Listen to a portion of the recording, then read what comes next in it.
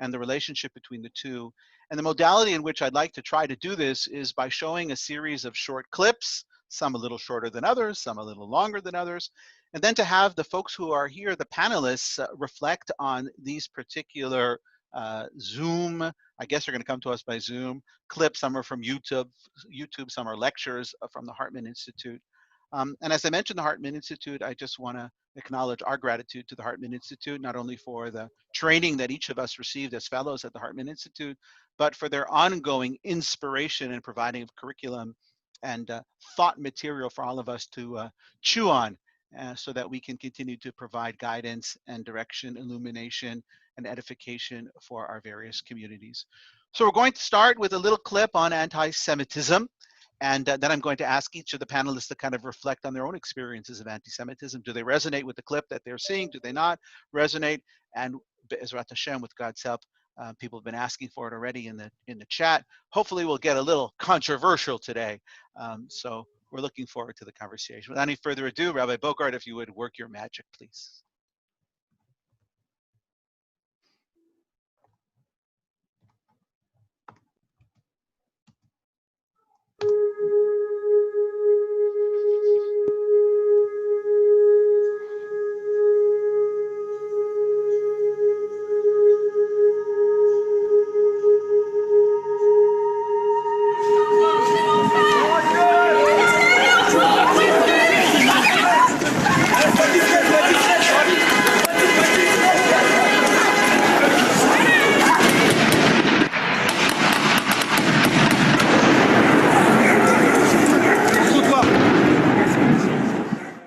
It would be a grave mistake to view anti-Semitism as something that merely affects the Jewish people. Anti-Semitism is a form of discrimination against citizens that affects all of us. You do see anti-Semitism correlating with an intolerance generally. That is fundamentally going to constitute a threat to the kind of discourse and tolerance that are the bedrock of our democracies. Historians of anti-Semitism have long argued that anti-Semitism, it begins with the Jews, but it never ends with the Jews. It transcends place, it transcends nationality. We can document anti-Semitic attacks through the Middle Ages, and we can document them certainly in the 20th century, and now we can document them in the 21st century. It has legs that I think other hatreds haven't had. Unfortunately, we are facing in Europe, all over Europe, a very strong resurgence of anti-Semitism. Anti-Semitism today is fundamentally different than what it was before the Holocaust, because it is not perpetrated by governments. Even if some of the stereotypes and prejudice are those we know for centuries. The problem is that in our Muslim communities in Europe, we have a few thousands of radicalized youth. These jihadists are rabidly anti-Semitic. We never know whether they are going to cross the red line of terrorism, and some do. Often their targets are Jewish institutions or Jews. We see across Europe an increase of right-wing extremist parties. These parties are not anymore considered as being on the fringe of societies. And their messages, their ideologies are more and more seen as something that is acceptable. Sometimes it's camouflaged by, we don't want those who are different, a general anti-immigrant, anti-minority view.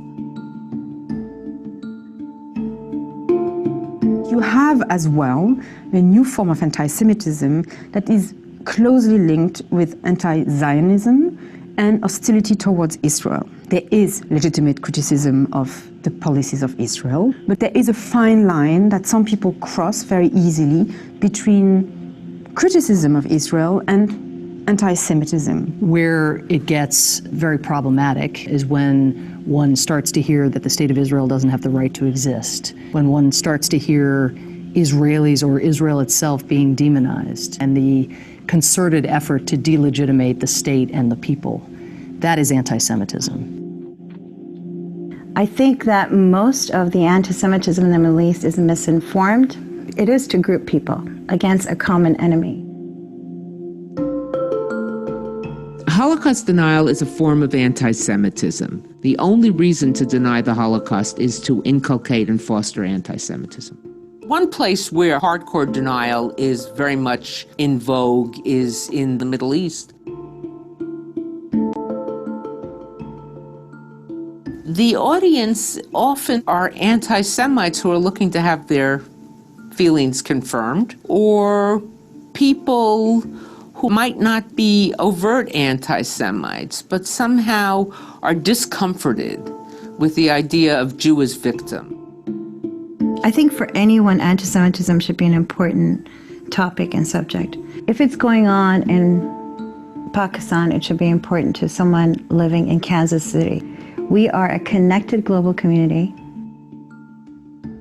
If you leave anti-Semitism unresponded to by law enforcement, by governments, by political leaders, then you send this message that it's tolerated, that it's completely accepted.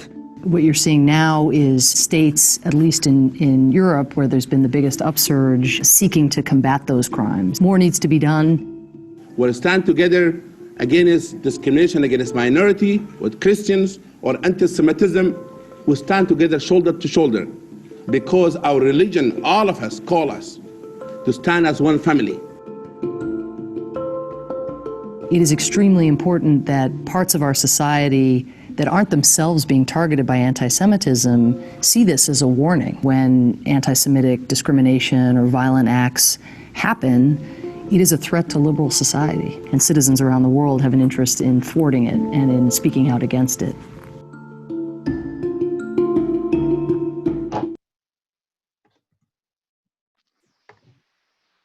Okay, so ladies and gentlemen, you're all had the opportunity to see that short clip, a powerful one. I was going to ask our panelists just to spend a moment or two reflecting on what it is that you saw. Do you resonate with what you saw? Was there something in particular that was meaningful to you? And also, if we could try to make it a little bit more personal, if you yourself have experienced anti-Semitism in recent times, maybe you want to go back a little further, but in recent times. So I'm going to go around. I don't know who wants to go first, but please jump in.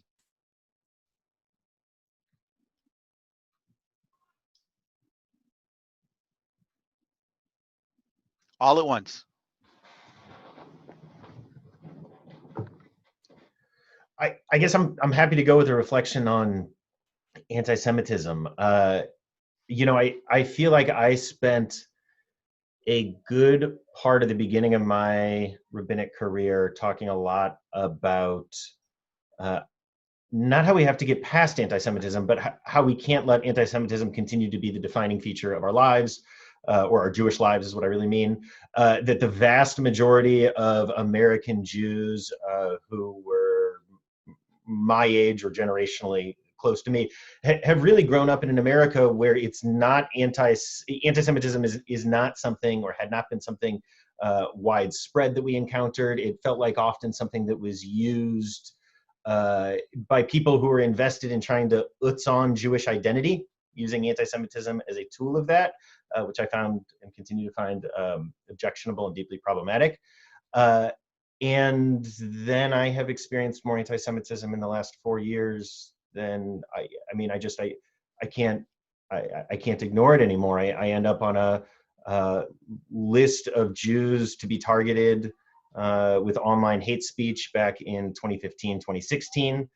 Right, look, I'm very clear. I don't think this can be disconnected from the rise of Donald Trump and that movement. I see Trumpism as a fundamentally bigoted white supremacist movement, and see white supremacy as being having anti-Semitism right at its core, much like the work of Eric Ward. I'd encourage people to read if you don't know him.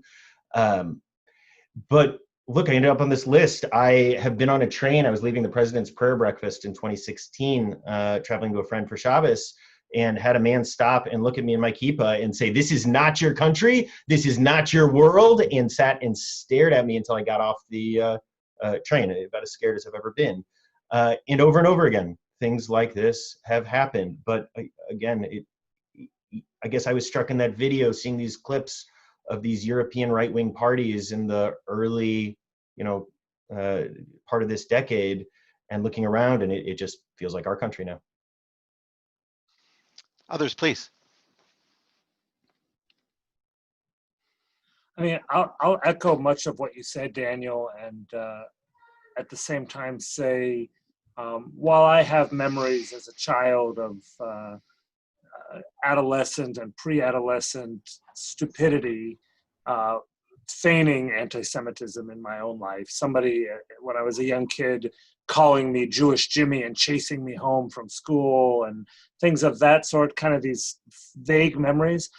I have to be perfectly candid and say that personally, I have lived a life like I think the lives of most of us in the United States and in most free countries, free of anti-Semitism personally, and also, quite frankly, blessed by both the good and the burden of Jewish privilege, of actually not knowing anti-Semitism. And I, like you, have long resisted the knee-jerk reaction to calling anything and everything anti-Semitism, and feeling that, we use that has, at least until recent times, been used as a tool to increase Jewish identity, as you said, to fundraise, to scare people into more loyalty to their Jewish community and faith, etc. At the same time, I think nobody whose eyes are open and whose ears are open and is paying attention can deny just what you say, the rise of right-wing extremism, the rise of hatred. I'm not sure, and this is where I personally am interested where you're going to take us, Carney, today. I'm not sure that we should still go to anti-Semitism as the real problem. I think anti-Semitism personally is a symptom of a greater problem in our world today. And so I'm resistant, especially when we talk about criticism of Israel vis-a-vis anti-Semitism. I feel very strongly there, but even with all these others, I'm just not sure anti-Semitism is the real problem. So there's a lot I want to reflect on in that clip. We could spend 3 hours, I think, just on that alone. And I'm grateful to you for bringing it to us. And I'm also, thinking about what some of my colleagues have said. I think it's interesting because for me, it's hard for me to comment on it more broadly as much as it is, I think, to be really introspective of it. And I think I was having a really hard time watching that clip because it was scary. It was incredibly scary to see the footage. And I'm also very aware of the fact, right, that we're picking out some clips. We could pick out different clips. I appreciate it also at the end where also, people holding up signs saying I'm a Jew or I think about it just in my own experience of being in the JCR scene in our own community. Twice we've 3 times, I should say, we've gathered together after large-scale attacks, not necessarily, although, we had after the cemetery was desecrated, after the Tree of Life synagogue, and then after the shooting at Poway. And, what always struck me in each one was, there was like this fear that existed, right, of like, how did we all feel when we heard the news, of there being a shooting at a synagogue, right? I mean, we all know that feeling. And then also like this feeling of what did it look like? And I had the privilege of standing on that stage and looking out and seeing 3,000 people in the audience who had gathered, who were elected officials, who were leaders of other faith traditions, people from and then I got stopped for like a week after the vigil at Tree of Life. I was getting stopped at Starbucks by people I had never met who said, I was there and I just want to say, it was great, thank you for being there. And so like we can tell 2 different stories in that, and I recognize that. I recognize you could tell 2 different stories, and I realize that they're both 100% true stories. And at the same time, for me, and I don't know if this was kind of reflective, I think, of what some others were saying, I grew up, and I think this was, again, like kind of a very typical maybe of like my age group, where so much of my Jewish education was heavily Holocaust education, right? I know there's been like a lot of research, but like, I I still have nightmares. Like much of my childhood was sort of spent on like the waiting for them to come for us, you know, because that was what was so instilled, right? There was this feeling in Jewish education of if we forget is when it's going to happen again, and we can never forget. And I learned at much too young an age, you know, just stories. And I want to be very careful. I'm not at all saying that we shouldn't be teaching our children about the Holocaust, right? But I'm saying for myself, I feel like it was given to me not in a way that was really healthy for me. And so I find myself resistant to this narrative, right? I'm not saying it's not a true narrative, but for me, there's also a certain feeling of like, what do I need so I can get out of bed in the morning? And for me, there's sort of a balance, right, of like, how aware do we need to be of anti-Semitism? And at the same time, like, how much hope? Because there's a point at which you just don't ever get out from under the covers. And so that's not totally a reflection on like what's actually happening in the world, but also like what do I need so I can actually continue do this work? Because if all the clips are just overwhelmingly hopeless, then I don't know how we even, I don't know how we leave the house. Thank you. That's wonderful. I want to share just a couple of pieces myself. The first is that when I came to Bnei Yemuna, Rabbi Lipnick was not particularly good with technology. He was really a Luddite. And he would have difficulties. And every time he would have a problem with a piece of machinery, he would say, it must be anti-Semitism, right? It must be anti-Semitism. And if his phone didn't work, it was anti-Semitism. And it was interesting to me because here was a person who really had lived through a time when he really understood what anti-Semitism looked like, right? I mean, classic anti-Semitism. Yet on the other hand, he was able to kind of look at it from a different perspective and sort of tongue-in-cheek say, my telephone not working, my technology not working is a form of anti-Semitism. I think, though, that the last few years have really been game changers for us. I think others have said it here too. That I remember sitting at Klal, the Center for Leadership and Learning, and sitting with Erwin Kula, our teacher and our friend, and Rabbi Kula saying, you know, I don't know what's going to perpetuate people going forward because this anti-Semitism is going to disappear. In fact, what's going to kill us is philo-Semitism, right? The love of the Jewish people is going to kill us. And the truth of the matter is that we have absolutely seen a rise in anti-Semitism. Nobody can claim otherwise. Maybe it's overinflated because we live in a world where there's a news cycle all the time and we can watch clips from all over the world as the one we just saw right now. But one way or another, there seems to be a rise. But I want to make sure that I'm echoing what others have said already, that this cannot be the defining factor for us. And so the question became for us and becomes for us, what will be the defining factor, right? What will it be that will define us as a people and be the reason to get out of bed in the morning, right? To continue to do the work, to continue to live Jewish life. And so, of course, I think the next step that I want to take us on is the step of going to the State of Israel. That Zionism became, right, the State of Israel. This notion of creating a Jewish homeland in our ancestral homeland is, I think, the next great attempt at the unifying factors, right? We want to be one people. And can Zionism be the unifying factor, right? And the fight against anti-Semitism takes the shape now of a place where we call our own, we can defend ourselves, and therefore can be the place that defends all Jews in a time when there still is anti-Semitism. One call it a post-anti-Semitic reality, but what will be the next iteration? At least for me, my experience was that became Zionut, that became Zionism. So I want to throw up the next clip, and we'll see where we're going. The voice that you'll hear should be a voice that's familiar to you. This is the voice of the Grand Chief Rabbi of the British Commonwealth, and you'll hear his voice in just a moment. It's kind of a cute, cartoony, but there's a lot here, okay? So this is the notion of the next step in this move from anti-Semitism and the battling of anti-Semitism to Zionism sort of being the remedy, the prescription for addressing it.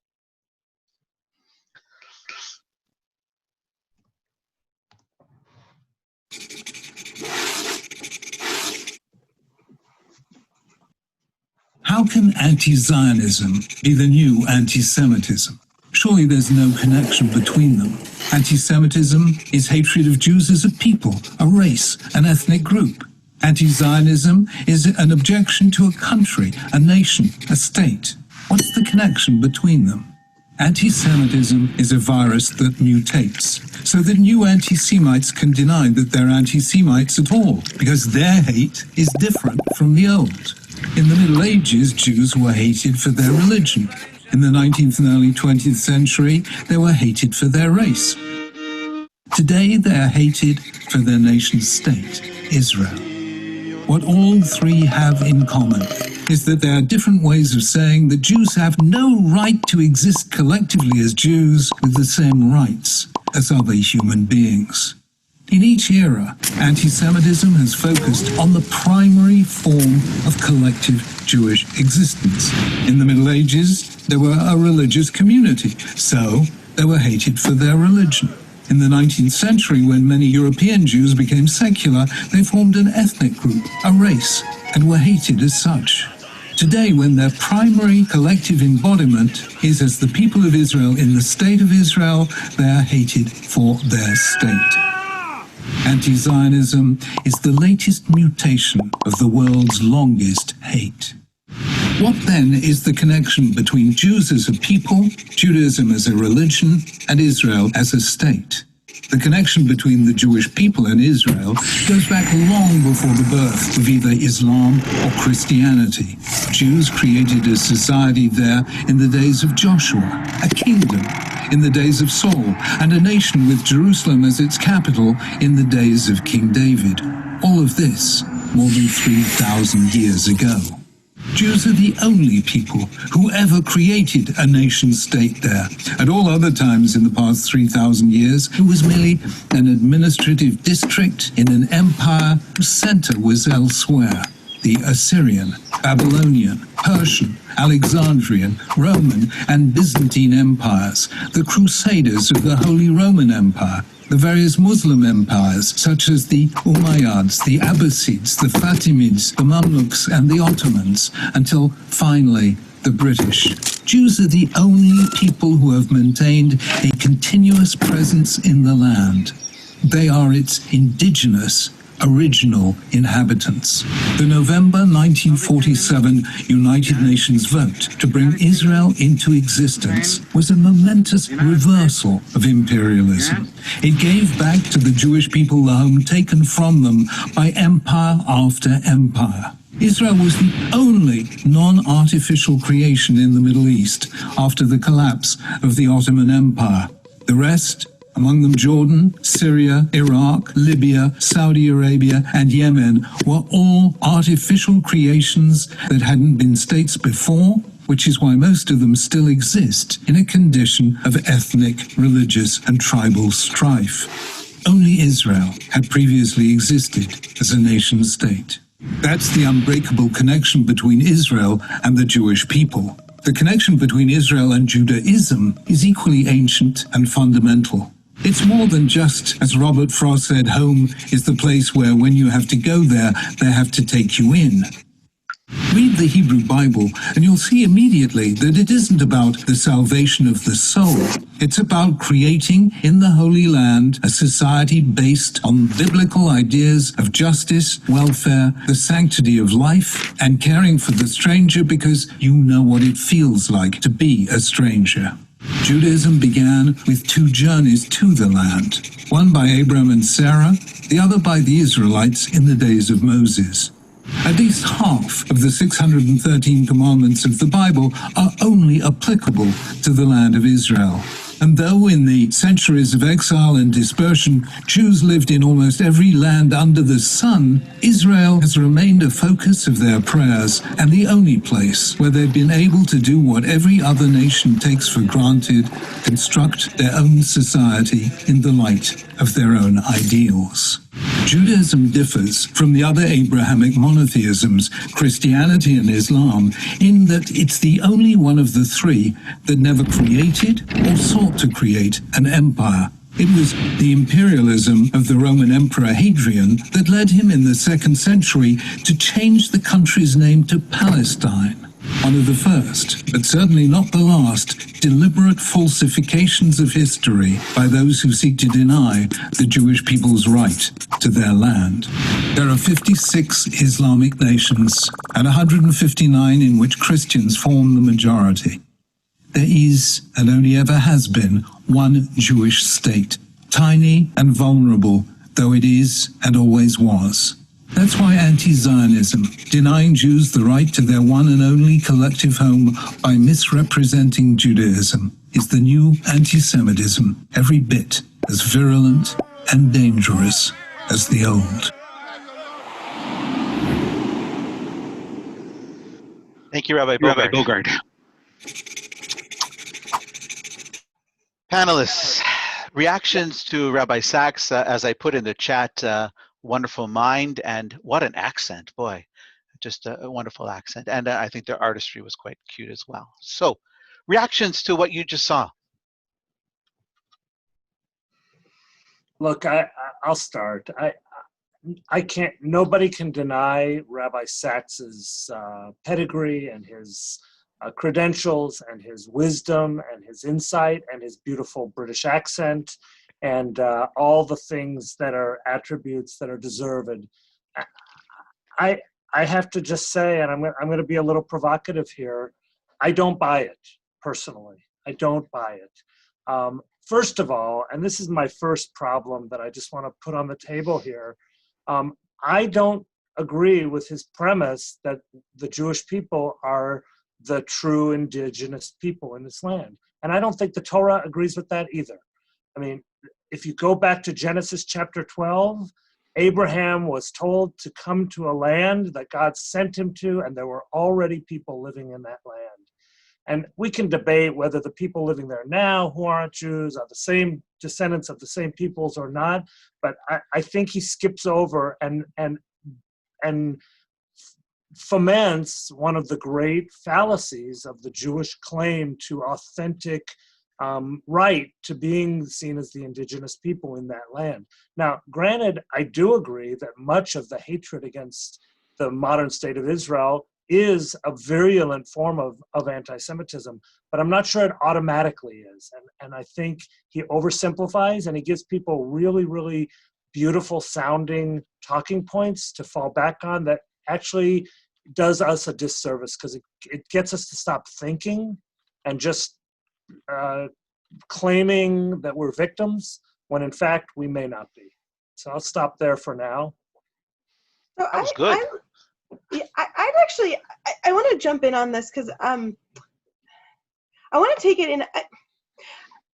Sorry, I'm trying to organize my thoughts, but I'm feeling really excited about it, so I wanted to jump in. So, because what I don't want to do, and I mean, if others want to, we can obviously go that direction. You know, I just feel like this isn't helpful to get into like the entire history of,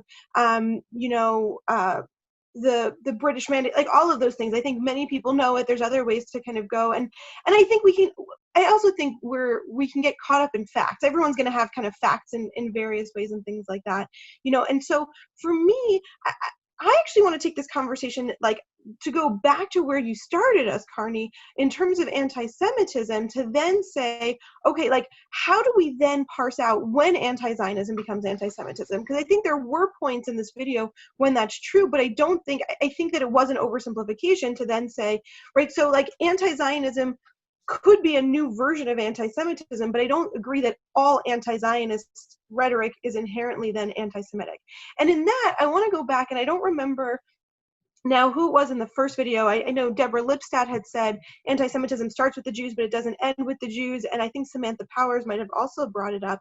Yes. I think there's like a question of, and I actually wrote an op-ed about this, maybe it was a year or so ago. I can't remember why. There was some debate that was happening about anti-Semitism that I'd gotten caught up in. And this idea of, like, you know, are all attacks against Jews anti-Semitic, right? And specifically, like somebody was posing the question, right? If someone mugs somebody on the street and the person is Jewish, this person was arguing that's anti-Semitic. And I was arguing it wasn't. If this person didn't know this person was Jewish, this person thought they were mugging somebody, then that's not an anti-Semitic act, right? It's a crime, it's a violent crime, but it's not anti-Semitic, right? And by the way, I'd also say, right, I do think it's interesting, and we've seen, and this is the ways that the Jewish community has integrated in society. There are people who are not who are victims of anti-Semitism who are not Jews, right? When 3 Christians were killed outside the JCC in Kansas City, they were victims of anti-Semitism. When the African-American guard at the Holocaust Museum was murdered, that was a victim of anti-Semitism. When Jews were killed because they tried to register blacks in the South to vote, they were victims of racism, right? It's not about, it's about kind of the intention, and it's about like what the hatred is coming from, I think, of the person, than it is about kind of the identity of the person itself. And so in that, I think we need to be really careful of saying like that and I think this came up in your first video, right? Anti-Semitism is a hatred of Jews for being Jews, right? And so in that, I also want to say, right, like if somebody meets somebody who's Jewish, who's terrible to them, and they hate that person, I'm not kind of advocating, right? But like, I don't think that's anti-Semitism, right? They don't like that person because they cheated them in business, or they don't like that person because you know, they're a bad neighbor, right? Whatever it is, right? Like we need to kind of, right? So for all the jokes, and I think I share Rabbi Lipnick's sense of humor sometimes. I have a friend, right? You know, if a TV show is on at the wrong time, you know, we're like, well, that's anti-Semitism, right? Like, but I think we say it because it's been used so flippantly. And so in that, I want to say, I think if the hatred, if the anti-Zionism is a hatred of Israel because it is a Jewish state, if it is a denial of Jewish ability to claim our history, to be involved in this process that the rest of the world is involved in, then I'm willing to see that as an iteration of it. But just like I think people can legitimately criticize Jews for being bad at their jobs, people can legitimately criticize Jews for cutting them off when they're driving, people can legitimately, right? So too, we need to be able to legitimately criticize Israel when Israel does something wrong. And a criticism or a dislike of Israeli policies, or a dislike of Israel as a country, I don't think is inherently anti-Semitic, unless it is a hatred because it is a Jewish country and stemming from a hatred of Jews. So we will advise Rabbi Sacks that you disagree with his final comment. You agreed with many other pieces that he had to say. I agree with some of his points. I would say I do agree with Jim's point. I think he oversimplified. And I understand because it was sort of a cartoon. You know, I mean, he's trying to make a point. I think it was a gross oversimplification of what's ultimately an incredibly complicated system. And that I mean, I don't agree. I want to lift up the parts of Jim's points that I agree. I don't agree with every part of what you said, just to make sure people understand we're not always agreeing. But I think we do ourselves a disservice, right? So what are the ways in which we shut down conversations, or what are the ways? And again, I want to say this also in terms of anti-Semitism, right? Like, if people have issues with something that we do as a Jewish community, that's part of, like, we can engage in dialogue about that. I don't think it's inherently anti-Semitic unless it is specifically about like a hatred of Jews for doing what we do as Jews, right? Like, Jews are part of, I think, like, we talked about this in a previous week, and then I'll stop. I'm sorry, I know I'm on my soapbox, but I think part of what it is for us to sort of be like accepted as Jews is to be normal like everyone else, which also means we can also do annoying things like everyone else, right? I think that's actually the problem in some ways with philo-Semitism. We don't want to be hated and we don't want to be loved. We want you to like us if we did something nice and be mad at us if we pissed you off. Like, we just want to be like everybody else in that regard.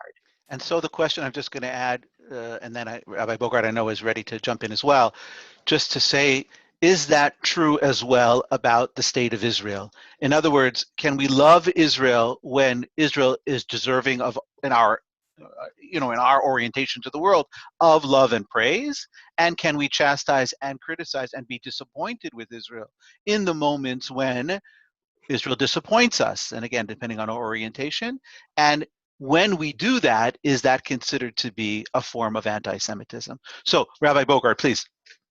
Look, I'll start by saying I'm resonating very much with what Jim and Rory said, particularly. I personally found this video to be problematic. It felt like Hasbara to me, like propaganda. Right? But the other piece that really stood out to me was actually, it struck me that it felt like Rabbi Sacks was denying my Jewish identity. That he has this conception of Judaism as being like the experience that he has in Britain and Israel, and that Israel becomes the center. But the reality is, for North American Jews, the vast majority of North American Jews, particularly American USA Jews, Our experience has not been that we are fundamentally living in diaspora. Our experience has been that we are fundamentally at home in our society. And at least the way I conceive of sort of my identity is that there are two great centers of Jewish life today. There are two great Jewish civilizations. Basically, there's the 40% of us that live in North America, and there's the 40% of us that live in Israel. But going back to something Rory said earlier, building off of it, right? For a whole generation or a couple generations of many American Jews in particular, I think our Jewish identity was actually replaced with Holocaustism, is sort of what Rory was getting at to a large extent. But I actually think to a huge extent, inclusive of my generation, it was also replaced by Israelism, where a proxy identity to the nation of Israel and to the Zionist movement, the Zionist project. I say this as someone who feels deeply connected to both of those things, right? In many ways took the center of our Jewish identities rather than Judaism, rather than Jewish values, rather than, and I think there's some really understandable reasons for that, right? Living in the shadow of the Holocaust and in a moment of Yavne where we have built a new Jewish society for the first time in thousands of years. Yeah. So I'd like to try to push the conversation a little further, and we're going to skip ahead a little bit, because one of the conversations, of course, that we're having here, at least in part, it's an undertow, and I think it was clearly available to us in the conversation or the little cartoon that we heard from Rabbi Sachs, is that this is a virus, right? Anti-Semitism is a virus, and therefore it infects all of us, and any form of anti-Semitism ultimately will be a way in which to, or let's put it this way, any form of criticism of Jews or of the state of the Jews, of the state of Israel, is a form of anti-Semitism. That really is his conclusion. If you listen to it, at least as I listen to it, that's what I hear. And so many people say to me, well, don't all Jews support the state of Israel, right? And the answer is, of course, no. And so what I wanted to show us here are two little clips. I'm going to ask Mr. Magic over there, Rabbi Magic Daniel, is going to give us clip number 4. These are the Neturei Karta. These are clearly Jews, right? But you have to hear what they have to say, and that'll be followed by clip number 5, which is Jewish Voices for Peace, or for a just peace, right? So let's listen to these two clips, and then we'll come back and we'll reflect on these orientations to the question of anti-Zionism as anti-Semitism.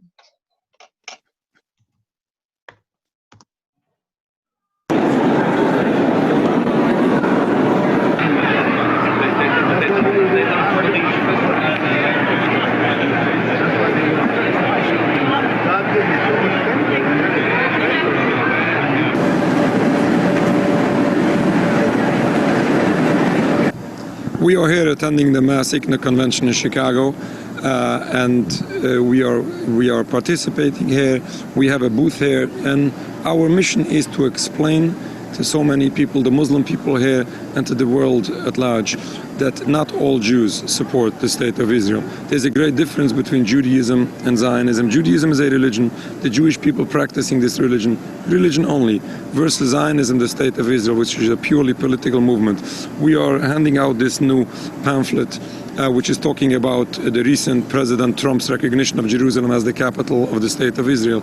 And we say that according to Jewish religion, this is unacceptable. It's not just the question of Jerusalem, it's the question of entire Palestine. This entire occupation is unacceptable according to Judaism, and we have masses of Jewish people worldwide who totally oppose all what the state of Israel stands for. All the state of Israel stands for is in total contradiction, in total violation of Jewish teachings. Killing and stealing, occupying another's land, oppressing an entire people, all of this is totally forbidden according to Judaism. This is a true violation of Jewish teachings.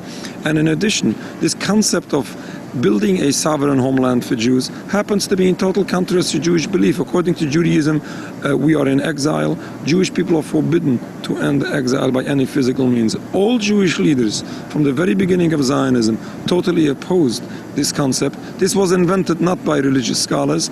The philosophy of Zionism, of building a sovereign homeland for Jews, was invented by Theodor Herzl and his friends, people who didn't follow anything within the Jewish religion.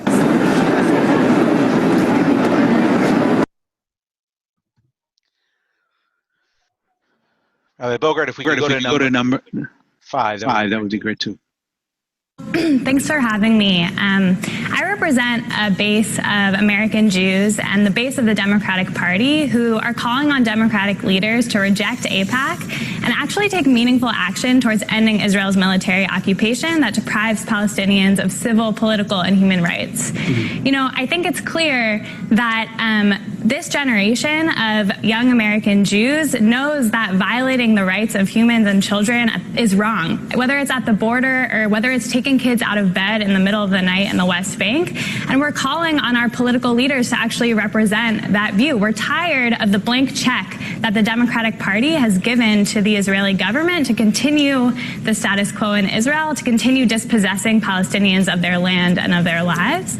And I think, you know, we're ready as American Jews to stop ceding the territory and the arena of the political moment to an establishment that doesn't represent us or our views. Okay. And so we're asking politicians to actually take responsibility for this issue and put forward bold new solutions to end what is this injustice. All right, so Haley, I mean, surely it's a good thing for young activists to hit the road and get the candidates to voice their opinions more clearly on the Israeli-Palestinian conflict, isn't it? I mean, will you give, if not now, your blessing as they hit the road?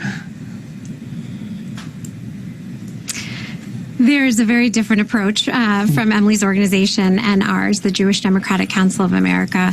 2020 is going to be the most important election of our lifetime, and because of our values, we need to defeat Donald Trump. The way to do that is by rallying behind the strongest Democratic candidate to emerge after this very robust field that we now have in the primary, and to talk about issues that are driving the vote, where there is such a distinction between the Democratic perspective and that of Donald Trump. So whether it is access to affordable health care or ending the epidemic of gun violence or treating those on our borders humanely, these are the issues that we know voters want to hear about. These are the issues that will drive the vote, and that is the issue where there is the biggest distinction between Democrats and Republicans. Those are the issues that we will hear the candidates talking about on the trail. Okay, so, you know, Emily, basically I think what Haley is saying, if I slightly paraphrase it, you know, why should this conflict be as high on the agenda as immigration, as climate change, as gun violence and other issues? Shouldn't those be what the Democratic Party really focuses on? Listen, I think the real issue here is, are Democrats going to distinguish themselves from Trump also on foreign policy and on the question of Israel-Palestine, right? There's no reason why Democrats shouldn't be putting forward as bold a vision on solving and ending Israel's military occupation as they are around healthcare and free college. And so what young Jews are asking is actually for Democrats to be consistent in their values. The vast majority of American Jews disapprove of Trump's approach to the Middle East and to Israel-Palestine. And so what we're asking is just for Democrats to actually apply the same values of democracy, freedom, and equality to Israel-Palestine than they would to the domestic sphere. Yeah, Haley, I mean, I want you to respond to that. I mean, just because there are other issues that the party does need to deal with, it doesn't mean you have to neglect a major foreign policy issue like the Israeli-Palestinian conflict. By no means am I saying we should neglect it. However, there is consensus among the Democratic candidates on key issues such as support for a two-state solution, support of the U.S.-Israel relationship, and opposition to the global BDS movement. There is consensus among the candidates on those issues, and by embracing a two-state solution, they are already distinguishing themselves from the policies put forward by this administration, which has even neglected to reference a two-state solution in its so-called peace plan. So there's a consensus. There's no need to create divisions where there otherwise do not exist. That's just playing into the Republican narrative. Donald Trump would like nothing more than to see Democrats divided on issues related to Israel. And the reality is that those divisions don't exist. So let's not try to create them. So I want to talk. Very good. Thank you so much. Okay, probably we could spend the next, 10 years having this conversation. But reactions to those two videos, first and foremost, the notion that not all Jews are Zionists. And then, of course, the Jewish Voice for Peace, and then kind of distinguishing itself from the Jewish Democratic Organization that Haley Sofer represents here.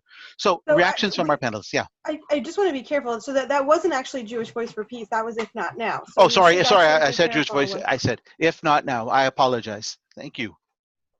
So just reactions to what it is that you saw.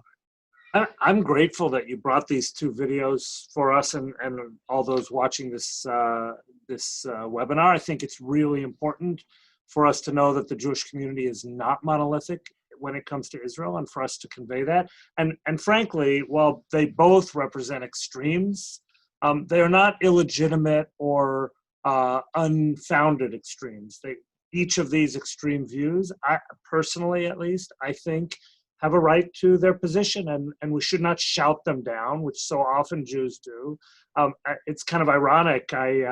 I've never in my life or my career found myself nodding my head yes to Neturei Karta, but actually, while I don't agree with them, I think they have a legitimate claim to a particular ideology about the state of Israel, particularly when this member of the Neturei Karta says Israel is not permitted to behave immorally towards the people living in the land. And I also think, quite frankly, we shout down If Not Now and other extreme left-wing groups of Jews who are passionate about their values and care deeply about being Jewish and about the moral character of the state of Israel. We do a disservice to them and to our entire community when we shout them down and write them out of existence. They have a point, and we should affirm their point, and we should listen and engage with them in meaningful dialogue. I think in particular it was interesting that a very young person, right? It was a very young person, and I think more and more these are the voices that we're hearing from younger people in our communities and in our congregations who are echoing many of the sentiments that we heard, plus or minus, right? Whether it is exactly what the young woman said or not, or the slightly older, though she was not much older woman, have to say, right? These are notions that are circulating in our community, and to ignore them is to our own peril. It means that we're losing touch with a generation of our people who are making these determinations, I think not willy-nilly. I think these are making these determinations based on the educations that they have received within our institutions, within our organizations, within our training, the commitment and dedication to living just, moral, and ethical lives based on the teachings that we have tried to inculcate them with in our synagogues and in our schools. Right. So somebody posed the question of if we can share the links to all the videos. So I just wanted to say that I'm happy to send out an email after this with follow-up, and I'll include the links. So as long as you're all here, because you're on Zoom, so you registered, so I have your email address. But if someone is listening to this later on, can get a hold of one of us. We're all pretty easy to find. So look, I think for me, I certainly, I think for all of us, I shouldn't speak for everyone else, but part of doing Jewish communal work is we're not only working with the people who we agree with, and I think that's a big part of community building. And I certainly, I did not, I don't agree with a lot of most of what was said in those clips. I didn't even like some of it. But I will say that I also don't like a lot of things that are said to me on a daily basis. And so I struggle with why it is that those are the voices that we have kicked out of the community, when there are voices in our community that say horribly racist or homophobic or Islamophobic or anti-Arab sentiments, or we can have a list of the things that I find offensive, and I'm sure other people will have a different list, and I might have brought it up differently. It's very easy. It's very easy for us to just carve out the people that we don't want to hear and put them outside the fold, and then we only have to deal with those people inside the community. It'd be far easier for all of us to do that, but I don't think we have the luxury. I think especially tying it with everything else we've been talking about, as a small community that does experience anti-Semitism, I don't think we can afford to start to really self-divide our community in those ways.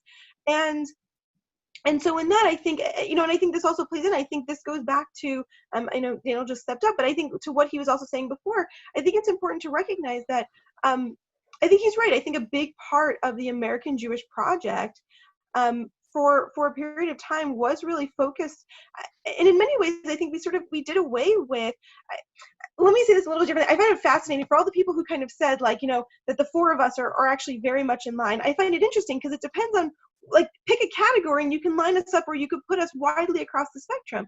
But as a Jewish community, we've sort of said, like, you know, and I think it's beautiful. We've created these spaces and JCRCs and federations, you know, where we want everyone, whatever that means, to be welcome. And so suddenly you don't have to keep Shabbat, you don't have to keep Kashrut, you don't have to belong to a synagogue, and you don't have to pray, you don't have to believe in God, you don't have to ascribe to theology, you don't have to have read the Torah, you don't have to, whatever it is, right? This whole list of things. And I'm not saying that's necessarily a bad thing, but I find it funny because then suddenly, like, here you have four religious leaders with vastly different practices, I think vastly different approaches to text, to ritual, to, right, but that's getting, right, that gets kind of flattened because we've done away, because as a Jewish community, it's not about do you keep kosher or not, because we don't all do that, so that can't be what unites us. And it can't be do you believe in God, because we don't all believe in God, so that can't be what unites us. And for a period of time, Israel was easy because there was consensus around Israel. And now we're struggling because now parts of our community don't feel that same connection to Israel, but we've also sort of thrown away, I would argue, right? I think we've thrown away these other things, even as personally, right? Like, I have a Shabbat practice and I have a Kashrut practice, but like we don't, right? You'd come together for like the Israel Bonds dinner. You don't come together for like a big Federation Torah study. That's not what we do as a community. And I think we're struggling because we've sort of thrown out, not literally, you know, but we've set aside parts of our community. We've invested heavily, and now we need to maintain that because I think there's a fear of what's at risk, right? If we lose that, then what actually brings us together? And I think, Rory, you're pointing out, what is it that we're looking for? We're looking for something that will unify us, a unifying principle, you know, a mechaneh meshutaf, something that we would say we all stand for this and agree. And it's clear to us in watching these videos and listening to one another that parts of the Zionist enterprise, right, the experiment, which all of us support in different kinds of ways, right, is not working the way in which it used to work once upon a time. And there are a wide variety of reasons for that, but we know that it's not there. So I want to give Rabbi Daniel a chance to kind of say a word or two on this. And then I did want to get to, if not now, since I kind of conflated them because I'm looking at my notes without my glasses on. So I actually think if we look at those videos, there were 3 different organizations that we talked about in those videos. Yep. We had If Not Now, we had Neturei Karta, but we also had AIPAC referenced, right? And I want to talk about a different way of framing all of this, which is, it strikes me that one of the objections I have when I hear the Neturei Karta person speak is, I think actually they're abdicating responsibility for the power that we do have. It strikes me as like the same thing when I want to say like Trump's not my president. What I really mean by that is he is my president, right? And I'm just like washing, to borrow a metaphor, washing my hands of that, right? And look, I'm gonna push back and say something a little controversial here maybe. I think AIPAC does that pretty consistently too. I think AIPAC has, over particularly the last 20 years, but longer than that probably, framed itself in a position that causes us as American Jews not to take moral responsibility for the power and the influence that we have. You know, I mentioned this last time, and maybe there's a little glimmer of a hope thanks to the UAE and the Israel deal, but that I no longer really believe that a 2-state solution is possible. I hope I'm really wrong on that, but I fear that when the sort of history book on how we wasted the Zionist project is written, that AIPAC is going to get a whole long section of the ways that they helped to enable the very worst behavior and the worst instincts of Israeli society and the Israeli government. And I think so much of it is about an unwillingness to take moral responsibility for the power that we do have. I appreciate all of this. Yeah. Can I derail you a little bit, Carney, and sure, continue with this a bit? Because Actually, I think this actually goes back. I think, Daniel, you ended us last time with a question that I think is really like the fundamental question, and I don't remember exactly how you had framed it, but in a way, I think like it's sort of a question of like, what is the Zionist project itself, right? Like, and I think you had sort of posed, right? Like, if the Zionist project was establishing a Jewish state in the ancestral homeland of Jewish people, then like, Done. checkbox, like we're done, like we, but so I want to say, because I think to what you just said, I think that depends on the answer to your question, right? Like, I think you're posing a Zionist project, and I think that this is true for many Jews in America. I think it's a Zionist project that is a very American Jewish Zionist project of a Jewish state in our ancestral homeland that lives up to the utmost values of who we want to represent as a Jewish people. Rory, that's what they said themselves. They said it themselves. And that's not quite what I'm saying. I think I agree with that, but that's not quite what I'm saying. What I'm saying is that American Jews have real power and influence that we refuse to take moral responsibility for. I'm not talking about Israel's actions. I'm actually talking about American Jewish actions and the power that we have. Well, I think to your last point, when you said in terms of like the ways that like AIPAC will be remembered in terms of then how Israel lived out. Look, yes, I mean, I don't know. I also feel like there's a certain sense of like, what is it that we say versus what is it that we do? Like, yes, I know that was always the aspirational goal in many ways. But again, I think I sit with a bit of a tension. I think there's this, because I share that also. And I think it's very much an American, right? I share this kind of aspirational goal in terms of like, what is it, right? If there's one state in the world that represents the Jewish people, I want it to be the very best possible state that it absolutely could be. And what does it also mean to be a political entity, to be a national entity, to live in a world stage where you're, and so it doesn't mean being immoral. Sorry to interrupt, Rory, but it doesn't mean being immoral. Saying to be immoral. I'm not at all advocating for being immoral. What I'm saying though is that I think this is where we start to get to the tension of when do we become anti-Zionist and anti-Semitic, and when do we as Jews also, right, have a different engagement in terms of rights. This is also like who gets to criticize your family, and then you get to criticize your family but someone else doesn't, right? And so I think like, what does it mean to so I think like, what does it mean for me as Jews to want Israel to live up to its absolute best possible values? I want that. What is it also though to recognize, right? I also don't believe that nation states in the world, when they don't live up to their values, get eliminated as nation states, right? Like I think all of us kind of agree, right? Like France doesn't we can never lose the aspiration. I want to stop here because I'm the timekeeper today, unfortunately, and there's so much more that we could say here. I do want to just put one plug in that I actually think, Daniel, that over the course of time, that AIPAC itself is being changed from the inside because in part of the next generation of young people who are influencing what's happening within AIPAC. And I think the AIPAC of today is a very different AIPAC than we may have encountered in a previous era. And I say that as a supporter of AIPAC to a certain extent, and as one from the inside who's trying to make that kind of change and difference. I want to go to the one state solution issue. I was going to go to a different piece, but I'd like to put up Peter Beinart, if that's okay, because I think Peter Beinart's voice here is a very important one. Right, Peter Beinart, some of you have read what he's written. Hopefully Daniel will be able to get this up for us. This whole notion of moving away, right, is it the end of the Zionist project of a Jewish homeland, right? A place for Jews, or is it time that we abandon this? And by the way, it's not brand new, but the notion of a binational state or a democratic state that will be available to all. So a little bit from Peter Beinart. We're not going to watch all of it because it's quite long. Carney, do you want me to start at the beginning, or? I think you should start at the beginning just for the context, and then we'll shut it down at a certain point. I think we'll have the points. Though I think the end has some wonderful. If you get to watch the clip later, there's some important stuff that happens at the end. Even Beinart himself kind of recreating what Beinart is saying towards the end of the interview. And just an apology to everyone out there. This is the one most likely to have audio problems, but we will see.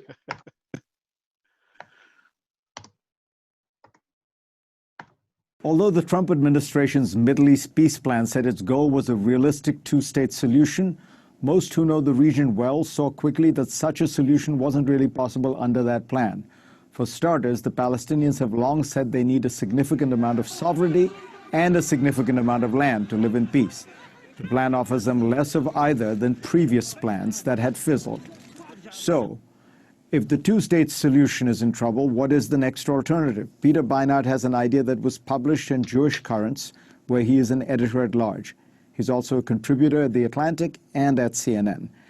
Peter, let me start by asking you, the premise of your argument is that the two-state solution is dead.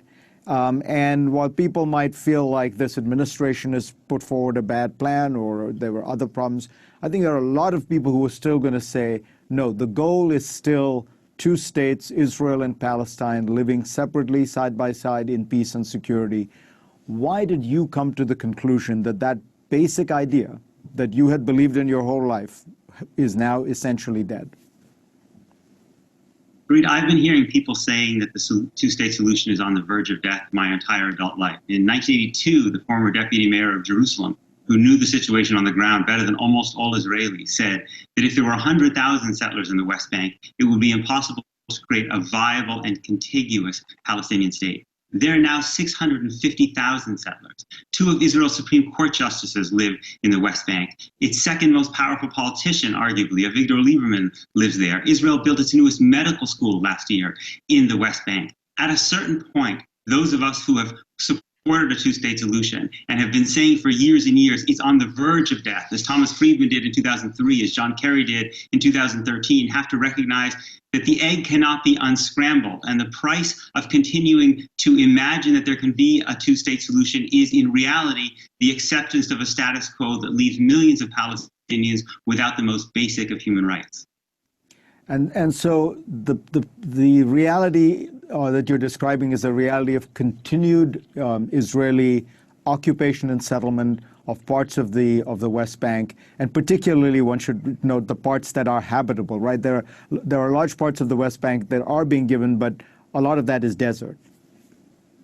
Absolutely. If you look at the Trump plan and even in earlier plans, what you essentially imagine is that there would be a kind of archipelago of disconnected Palestinian towns that might be connected by, tunnels or roads, with Israel controlling the land in between. That doesn't provide the basic dignity and opportunity for security and prosperity that Palestinians, like all people, deserve. And that's why I have to say reluctantly, after a lot of kind of soul searching, began to think about alternatives. And as I read more and more, I began to think that that equality could be a viable and even liberating alternative, not only for Palestinians, but for Jews too. So explain how that would work. One state that encompasses all of Israel, the West Bank, even Gaza, and normal voting for everybody. In other words, everybody has the same vote. In which case, what kind of government do you imagine? Well, it could either be one state that gave a lot of autonomy to different regions where different groups live, or it could be a confederation, which would be two states but allowed free movement, a little bit like what you have in the European Union. I know it's hard for many people to imagine that a binational state, a state that encompasses two different national identities, can work. But it's important to remember that Israel is already a binational state. Israel controls all of the territory in the West Bank and even in Gaza, where Israel controls who comes and who goes. And what we know from political science research is that deeply divided societies are more stable and more peaceful when everyone has a voice in government. That's why the violence in Northern Ireland stopped when Catholics gained a vote in government. It's why the political violence in South Africa from the ANC and others stopped when apartheid ended. I think that although equal binational state would be messy and complicated and difficult in many ways, it would actually be a more stable and peaceful place for Palestinians and for Jews than one state in which millions of people lack basic rights. So a lot of people would argue with you and have argued with you that Times of Israel has a very long piece refuting your arguments. And sort of one of the central arguments against your case is the Palestinians. You assume that the Palestinians would accept this. You assume that the Palestinians would accept Israel, that they do not seek the destruction of the Jewish people and the Jewish state. And people argue there's a lot of evidence to the contrary.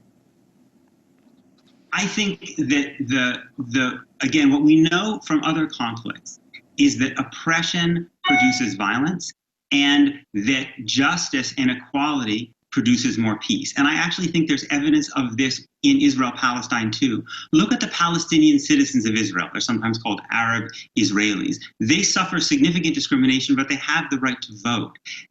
Violence against Jews by Israeli Palestinian citizens, even though they have much more access to commit violence against Jews, is very, very, very rare. And I think that's because Palestinians are acting like other human beings. When you give people the right to express themselves in non-violent ways, by voting, by expressing their opinions, very, very few people want to kill or be killed. And I think it's the dehumanization of Palestinians that unfortunately has affected Jewish discourse so much that prevents us from seeing that that's true about them too. Do you think there are people who say this is kind of a fantasy, this is utopian, it's just impossible to imagine something like this? How unrealistic is this? It's unrealistic today, but the two-state solution is also unrealistic.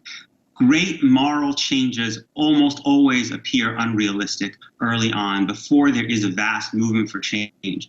Look at how Black Lives Matter, that movement, in a few months has made things that seemed completely unrealistic seem now politically possible. The advantage of equality, which is the same message as the Black Lives Matter movement has brought to the US, the same message as the anti-apartheid movement, is that it is a message compelling enough to produce a mass movement on the ground and around the world that can change what is politically possible. The two-state solution, which now means a fragmented Palestinian state under Israeli control, is no longer a compelling enough vision to bring about that movement for change. Rabbi Daniel, I think this place to stop. Some of the we could watch that for a lot longer, and there's much more there that's worth considering. Hopefully you can watch it on your own. We're kind of getting to the end of our time together, so I wanted to make sure that the panelists had an opportunity to reflect upon Peter Beinart and some other thoughts. So Rabbi Bennett, I think I cut you off the last time, so I'll give you the first word here, and maybe go back. Somebody was asking you to go back over. Yeah, I'm not certain what I was saying then, so I'm sure it was genius. I'm sure it was brilliant and correct also. But, as far as Peter Beinart, look, I am a huge optimist and a believer in the possibility of the two-state solution. I have not abandoned that aspiration and that dream, although he makes very compelling arguments, and I think only time and history will tell. But I'd like to believe that the fundamental rightness and correctness of the vision of a true two-state solution is still the best hope for peace and for justice for all people, not only for the Jewish people, not only for the Palestinians, but for everyone. And I think Peter Beinart makes really compelling and intellectually solid arguments. I just don't personally, I'm not willing personally to go there yet. I understand why he does. I think he's abandoning hope, and I don't want to abandon hope. That's all I'll say about that. And in response, earlier to what you were saying, Rory, I think that the Jewish people have the right to keep hope alive as well. And I think the founders of the modern state of Israel really believed in the vision that they inscribed in the Declaration of Independence for this new country. And we shouldn't, because it's hard, we shouldn't give up on it. That's all. I'll stop there. Very good. Thank you so much. Rabbi Bokert, something to throw in? So what I find really interesting about Beinart and this piece, if people haven't read it, if you Google Yavne, Y-A-V-N-E, and Beinart, you'll be able to find the long-form piece in Jewish Currents. Maybe say a word about why it's called Yavne so people have a context, Rabbi? Yeah, so right, there's this incredible story from the Talmud about how basically Judaism was saved, right? We're all in Jerusalem, we're being destroyed, and we get this whole incredible story of sneaking out in a coffin. But Yavne becomes the city where the yeshiva was, where Judaism was promulgated out of, where there was sort of a shard that could enable everything to be rebuilt. So Beinart plays with that, is in that. But look, what I find interesting about Beinart is that he is saying out loud in a very public forum the sorts of things that I have been hearing in all sorts of Jewish spaces when sort of Jewish leadership folks are around and there aren't other people listening. I hear it from liberals, I hear it from conservatives, I hear it across the Jewish spectrum, this fear that the two-state solution is no longer a real possibility, that it is turned into a veneer for foreign policy and for enabling an ongoing occupation, all of these things. But again, what I find so interesting is that Beinart, someone in his position, is saying it out loud, right? Like if he's saying it, how much longer will it be until Jeffrey Goldberg is writing that, until Thomas Friedman is writing it, so on and so forth. But I actually want to go back a little bit to the previous conversation because it does connect to Beinart, which is that his book, Crisis of Zionism, which came out in 2008, was one of those books that just kind of transformed me. It's about American Jewry and its relationship to Israel and AIPAC and some of those things I said before.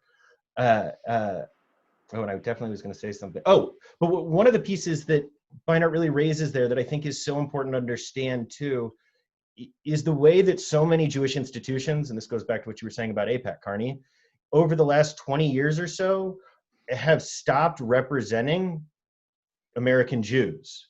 What has happened is, as sort of Jews have seen income inequality and wealth inequality in the same way everyone else in America has, what's happened is, by and large, our ultra-wealthy liberal donors give to universalist causes, wonderful universalist causes to improve the world, and our ultra-wealthy conservative Jews give to Jewish organizations. And so what's happened is that increasingly more and more of our Jewish organizations, from our federations to our JCRCs to our synagogues to everywhere you look, are funded and supported by a donor class that is significantly to the right of any representative sort of spectrum of what American Jews really think.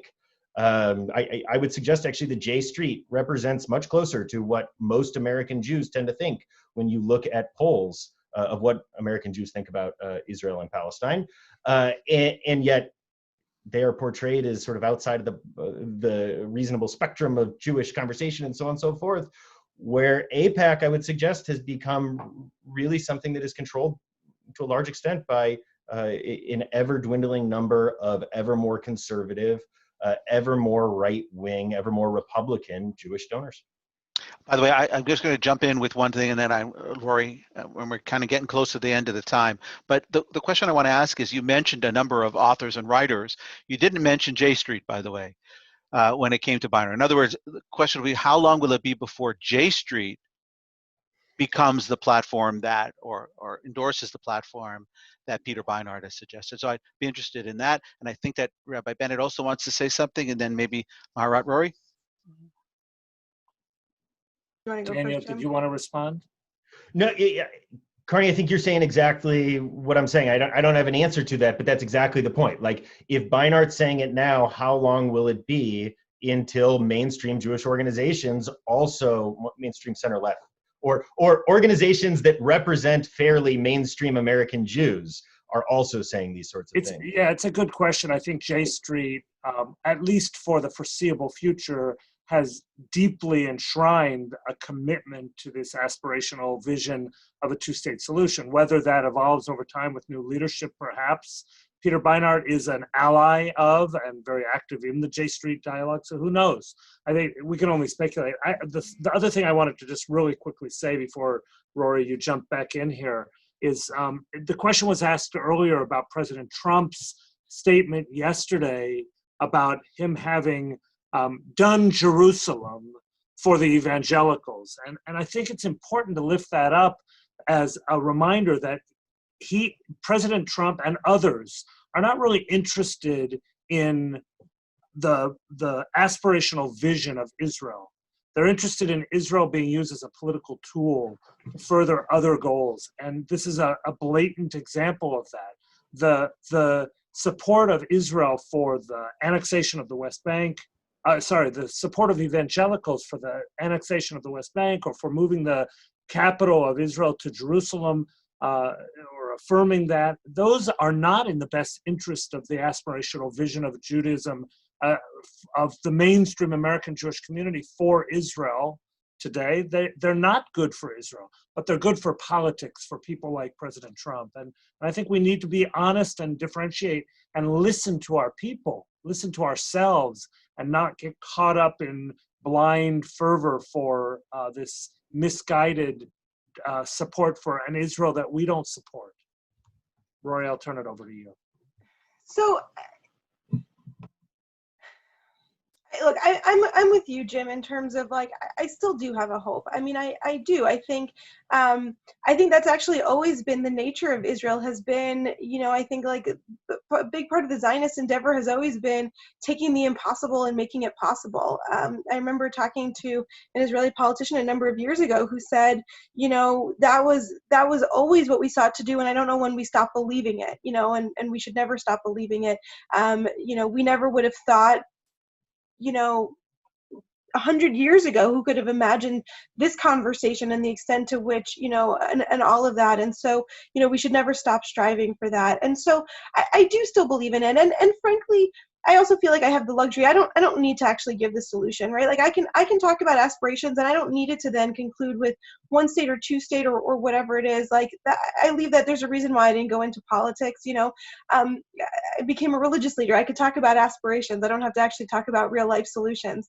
But, you know, I think just to kind of bring us, I think, to where I think, you know, the platform of this conversation in terms of anti-Semitism and anti-Zionism, I think it's important. I don't disagree with in much of what you're all saying, but I think it's important to recognize that even as I can still speak from the personal about what I see as aspirational, we also need to see facts on the ground. And when I say facts on the ground, I don't mean put up my hands and say there's nothing that I could do about it. But I think it becomes really hard when we start having these conversations, right? That like I can push and advocate for Israel to live up to what I believe are the best Jewish values, and others might have different opinions on what they think the best Jewish values are. But I think that also gets like really complicated when we start talking about, you know, when people then start saying like, well, why does the UN condemn Israel more than it condemns other countries or things like that, right? And I have like huge wrestling with that, because on the one hand, I hate the argument. I don't want to be like Israel, like one step above Saudi Arabia. Like that's not my goal, right? Like I feel like that becomes our argument. Like how come they condemn Israel but they don't condemn these other countries? And I don't want to be like the best of the human rights violators. Like that's not what I'm aspiring for, right? But like we have to talk about Israel also as a political entity, because I think that's again where we start to then get into those lines, because I can talk about what I want Israel to aspire to. Somebody can criticize Israel for what it does as a political entity, or for not living up to its aspirations. And then I think there's a line to what happens when we are to a despising of Israel purely as a Jewish state. Because I think when we start blurring all of those lines, that's where we start getting really dangerously into anti-Semitism. And I don't think this happened in any one of the clips today, but I will say I have even experienced within Jewish groups that criticize Israel ways that they have used anti-Semitic tropes and anti-Semitic language in criticism of Israel that becomes often really unbeknownst to them. Unbeknownst, absolutely. Right. They don't even realize it, right? Yeah. Right. And so I want to like kind of go back that when I reference it as a political entity, I think it's important, not because I think like to kind of like dismiss it as, but to recognize that I think like Israel is both, as an American Jew, I can hold Israel up for my Jewish values. But then I also have to recognize that like when the Israeli government is going to negotiate peace negotiations with various other entities, they're going to do so on a political basis, or they're going to make an economic trade agreement with a country that I also find to have human rights violations. Well, look at the UAE. That's political, right? Exactly what you're saying. If you look at this deal and you think Israel is the problematic human rights partner, I think that's a pretty good test that you're seeing a pretty distorted.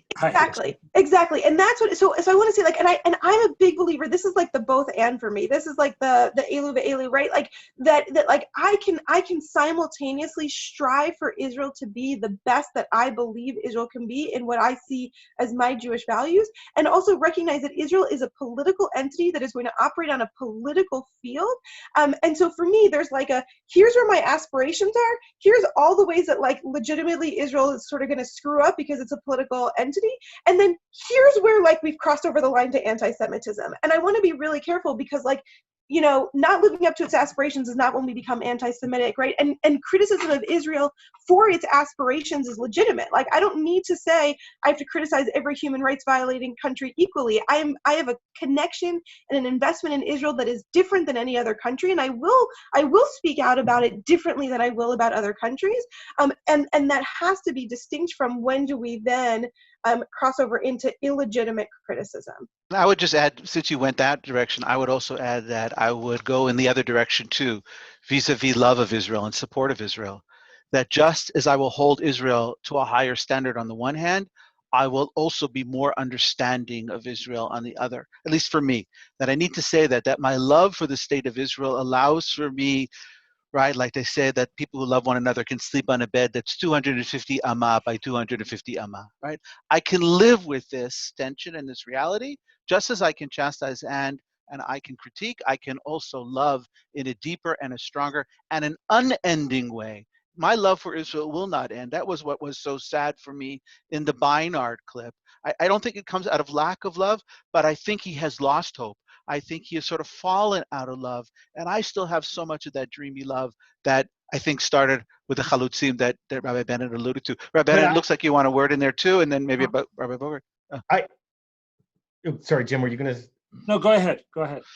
Look, I also think that emotions like love, particularly dreamy love, right? We can get trapped in mythologies that enable the continuation of really damaging things. I think it's the same way that mythologies of American exceptionalism can't be disconnected from white supremacy and our white supremacist society. I but also fully demythologizing also has a great danger to it. If I no longer have the myth that my wife is the only woman for me, that's a dangerous reality to live I'm with you, and I know that one of the things that has happened to me as sort of a confluence of Donald Trump and taking the wrong job is that, like, the myths all came crashing down for me to a large extent. But I also think that a dreamy love and hope of a two-state solution can also serve to make us agents who are serving basically as a veil, a human rights veil for abuses. And even more so, they prevent us as American Jews and frankly our cousins and siblings as Israelis from taking moral responsibility for the power that we really do have. And knowing that we will continue this dialogue next week and hopefully have a chance for our listeners and our participants to dialogue more and even ask us some kind of wrap-up questions, I did just want to make a really quick point that, you know, many of us have felt very angered by the accusations that if you don't support America and the current administration in America, you are anti-American. I think we need to be cautious about not accusing those who are critical of Israel of being anti-Semitic just because we may be critical of Israel. And maybe we all ought to take a deep breath and be more interested in the shared vision that we as Americans have, that we as Jews for Israel, supporters of Israel have, and stop looking for reasons to separate ourselves and to divide, and instead look for reasons to unite, both in this nation and in Israel. And maybe that's where this is all headed for us as a community. So I look forward to continuing that. Thank you. We are going to end a session because the Maharat has another session that she needs to be say goodbye. Facilitating. So thank you so much to everybody. I want to thank everybody for participating. I do want to end with the following idea, I think, which emerges from this conversation, that anti-Zionism is not always anti-Semitism. There are times when anti-Zionism is anti-Semitism, but it is not always the case. I see that as a direct question here that needs to be answered. I think also that we are beginning to understand that there are many voices in our community, and it is our obligation and responsibility, despite what the Maharat said about being religious leaders and we're not supposed to be so engaged and involved that way, to say that we do have an obligation and responsibility to lift up the voices of those that are speaking in our community and give them a platform even when we disagree with them. Maybe especially when we disagree with them, because a certain sense of humility demands that we listen to what others have to say, because you know what? We might actually learn something from one another. The Talmud says you have 2 ears and 1 mouth for a reason. You know, listen twice as much as you talk. And so I hope that we'll have a chance to listen to one another, not castigate one another, not cast aspersions on one another when we tend to disagree about particular nuances. And again, I want to echo the very wise words that Rabbi Bennett said, that we're in this together. And we need to remember that we're in this together. Whether we live in Israel, whether we live in the diaspora, whether we're right wing or left wing, whether we want one state solution, two state solution, whatever it is that we want, we're all doing this because we're trying to live out our Jewish values. And so I feel particularly blessed to have had the opportunity to do this with these good folks for the last few weeks. We're going to send out a video that I think is very important. It is from our teachers, Yossi Klein Halevi, who is an author, as well as Yehuda Kurtzer, who is the president of the Shalom Hartman Institute of North America. It's a discussion between the two of them, a little bit of a debate, and we'll send it out so people can watch it on their own. It's only about 27 minutes long. Rabbi Bogart, if we could trouble you to send that out or make it available to people? We will look into this. It's behind the login wall for Hartman. So I got to figure out how we can share that other than here, but we'll figure something out even if we just run it as a precursor or after next week's session or something. But I think it's an important session, and I think one of the pieces that come across is that there are, and I'm seeing this question being asked over and over again, generational attitudes here. Right? There are certain folks of a certain age, of a certain orientation, based on the fact that they lived through certain eras. And the next generation of folks may have a somewhat different orientation. And we need to remember that we are not only building a Jewish community for today, we're building a Jewish community for perpetuity, Leolam Va'ed. And that's our responsibility and obligation. And so we have to make sure to hear those voices as well. Rabbi Bennett, anything to close? No, I look forward to people bringing their questions next week. We'll do our best to have some Q&A and discussion with our participants, and watch your email for more information about next week. Fantastic. Thank you. Rabbi Bogart, anything? If you're seeing this on Facebook or YouTube, it means I successfully uploaded it later. So we're living in the future. We are the people of hope, so we hope it all worked out well. I want to thank everybody. I sort of feel like we should sing to finish, but we won't do that unless, Rabbi Bogart, you actually have that wonderful David Rosa song available to you. We could stick it up there. But one way or another, we thank everybody. We are looking forward to next week when Rabbi Bennett will be the facilitator and will be the respondents. And again, I'm seeing this. Can you continue this? We'll have that conversation internally. I think it would be a very good idea to continue, maybe bring some other voices to join us as well, or maybe tackle other very specific issues. But I'm really looking forward to next week when everybody will have a chance to shoot all the questions and Rabbi Bennett will give you all the correct answers. Okay, everybody. Chodesh Tov. Have a good new month. It's starting soon. Thank you, colleagues. Thank you, everybody.